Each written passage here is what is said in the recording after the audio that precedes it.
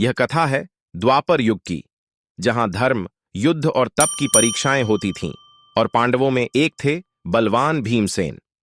हर एकादशी पर युधिष्ठिर, अर्जुन, नकुल और सहदेव श्रद्धा से व्रत करते थे, पर भीम परेशान रहते थे। भीम को चिंता सताती, मैं भोजन और जल के बिना एक दिन भी कैसे रहूंगा? उनका मन विचलित हो उठता।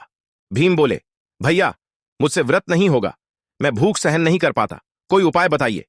भीम अकेले निकल पड़े, घने जंगलों में महर्षि व्यास का आश्रम ढूंढते हुए। हर कदम पर उनके मन में एक ही सवाल था।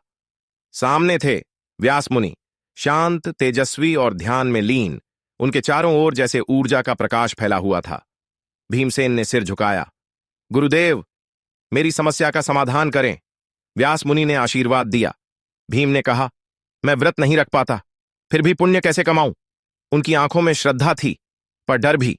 व्यास बोले, भीम, एक ही दिन का व्रत है, निर्जला एकादशी। अगर यह व्रत कर लिया तो सभी 24 एकादशियों का पुण्य मिलेगा।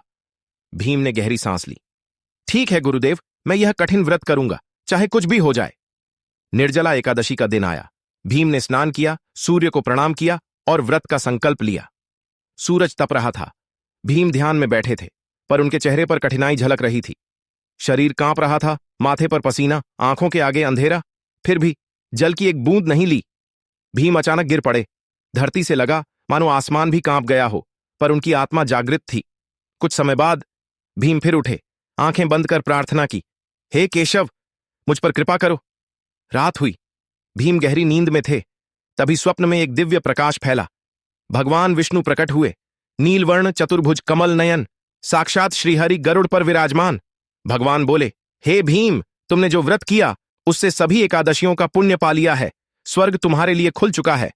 भोर हुआ। भीम ने तुलसी जल से अर्घ्य दिया और शांत भाव से व्रत पारण किया। ब्राह्मणों को अन्न, वस्त्र और दक्षिणा दी गई। भीम के चेहरे पर तेज था, मानो आत्मा ही शुद्ध हो गई हो। भीम के इस त्याग पर पांडवों ने उन्हें गले से लगाया। धर्म, भक्ति और शक्ति तीनों एक साथ थे आज। राज्य में संदेश फैल गया, निर्जला एकादशी का पुण्य सबसे महान है। लोगों ने संकल्प लिया, हम भी इस व्रत को करेंगे। निर्जला एकादशी सिर्फ व्रत नहीं, आत्मा की अग्नि परीक्षा है। जो इसे करता है वो पाप से मुक्त होकर विष्णु लोक को प्राप्त करता है। वीडियो पसंद आए तो लाइक करें और सब्सक्राइब करना ना भूलें।